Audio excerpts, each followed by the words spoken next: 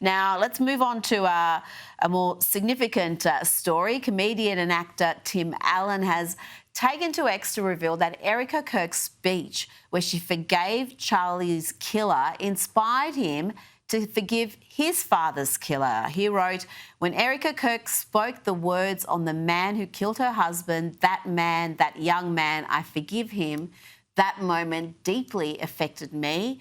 He also wrote, "I have struggled for over 60 years to forgive the man who killed my dad. I will say those words now as I type. I forgive the man who killed my father. Peace be with you all." That's rather powerful, Kinsey. My favorite Santa Claus, by the way. This moment of grace Yes. struck a chord with him, and it also highlights what many fans have always known about Alan. He's not just a comedian, he's someone grounded in conservative traditional values, personal accountability, faith, forgiveness, and a belief in redemption. In an era when much of Hollywood leans heavily into progressive messaging, Alan's brand of wholesome, family friendly comedy and his clear moral center feel like a breath of fresh air to a lot of people. And let's not forget, he got cancelled. His show was cancelled despite its enormous ratings and popularity because of his personal politics. So all those people who were triggered about Jimmy Kimmel being off air for like a couple of days for deliberately lying, I didn't see them coming out in support of Tim Allen when that happened. I want to ask you about country music sensation Jason Aldean. He's been paying tribute to Charlie Kirk, and he played this video at the start of his recent concert tour.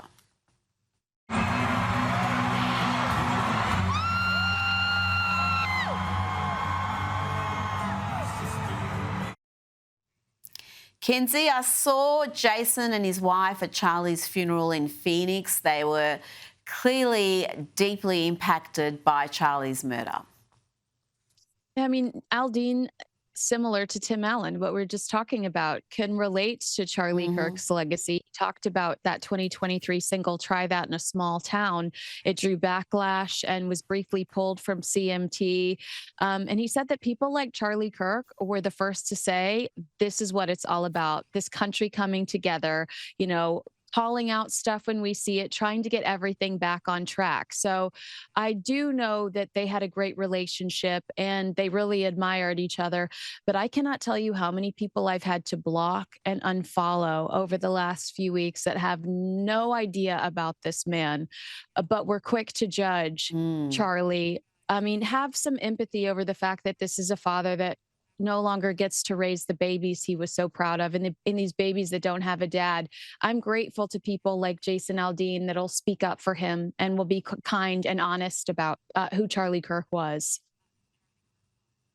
Yep, a lot of people have told on themselves in the last 2 weeks, and so much of that invective, so much of that ugliness is born out of complete ignorance, because what they claim Charlie said and what he stood for are almost always completely incorrect. And you know what? I'm not even interested in correcting them anymore. You just ignore them because they're not worth the trouble. Life's too short.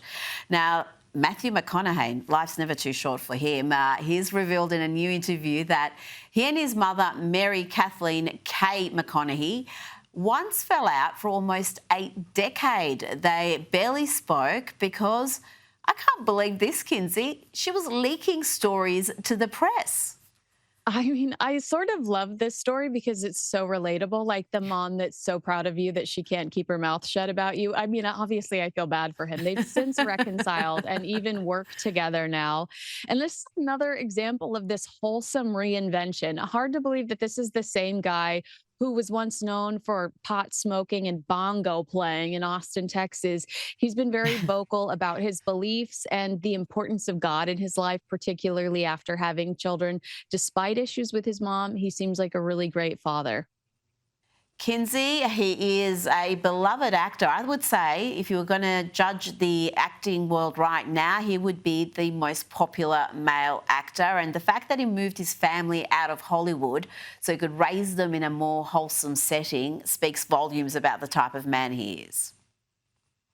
I totally agree. And he's not too bad to look at either. I think that has a lot to do with his appeal. Let's be honest. Kinsey Schofield, thank you so much for your time.